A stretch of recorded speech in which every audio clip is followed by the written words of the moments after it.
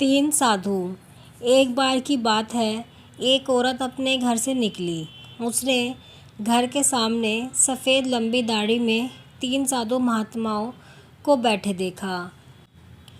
वह उन्हें पहचान नहीं पाई। उसने कहा, मैं आप लोगों को नहीं पहचानती, बताइए क्या काम है। हमें भोजन करना है। साधुओं ने बोला, ठीक है, कृपया मेरे घर पधारिए और भोजन ग्रहण कीजिए। क्या तुम्हारा पति घर में है? एक साधु ने प्रश्न किया। नहीं, वह कुछ देर के लिए बाहर गए हैं, औरत ने उत्तर दिया। तब हम अंदर नहीं आ सकते, तीनों एक साथ बोले। थोड़ी देर में पति घर वापस आ गया।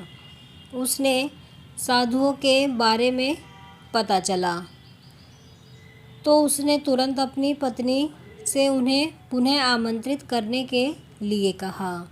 औरत ने ऐसा ही किया। वह साधुओं के समक्ष गई और बोली, जी, अब मेरे पति वापस आ गए हैं। कृपया आप लोग घर में प्रवेश करिए। हम किसी घर में एक साथ प्रवेश नहीं करते। साधुओं ने स्त्री को बताया। ऐसा क्यों है? औरत ने अचरज से पूछा। जवाब में मध्य में खड़े साधु ने बोला, पुत्री, मेरी दाईं तरफ खड़े साधु का नाम धन और बाईं तरफ खड़े साधु का नाम सफलता है और मेरा नाम प्रेम है। अब जाओ और अपने पति से विचार विमर्श करके बताओ कि तुम हम तीनों में से किसे बुलाना चाहती हो। औरत अंदर गई और अपने पति से सारी बात बता दी। पति बेहद खुश हो गया। वह आनंद आ गया। चलो जल्दी से धन को बुला लेते हैं।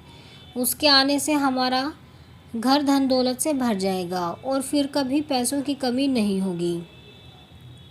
औरत बोली, क्यों ना हम सफलता को बुला लें। उसके आने से हम जो करेंगे वही सफल होगा और हम देखते देखते धन दौलत के मालिक भी बन जाएंगे। तुम्हारी बात भी सही है, पर इसमें मेहनत करनी पड़ेगी। मुझे तो लगता है धन को ही बुला लेते हैं, पति बोला। थोड़ी देर उनकी बहस चलती रही, पर वो किसी निश्चय पर नहीं पहुंच पाए और अंततः निश्चय किया कि वह साधुओं से यह कहेंगे कि धन और सफलता में जो आना चाहे आ जाए। औरत झट से बाहर गई और उसने यह आग्रह साधुओं के सामने दोहरा दिया।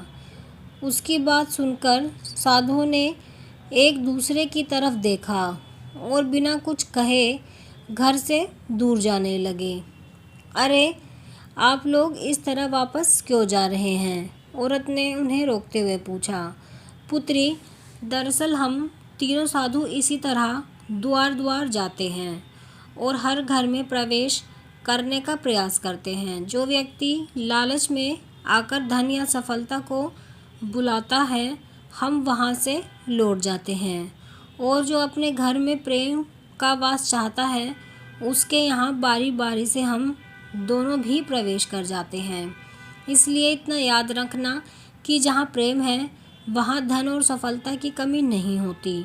ऐसा कहते हुए धन और सफलता नामक साधुओं ने अपनी बात पूर्ण की। यदि इंसान लालची न होकर निस्वार्थ भाव से दूसरों के हित और आनंद की कामना करता है तो निश्चित ही उसे जीवन की वास्तविक सुख की प्राप्ति होती है।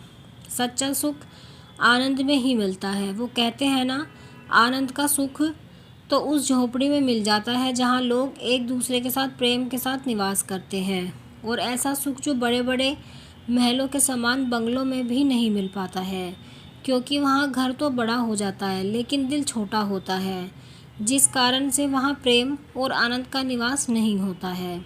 आप कमेंट में ज़रूर बताएं कि आपको ये कहानी कैसी लगी है।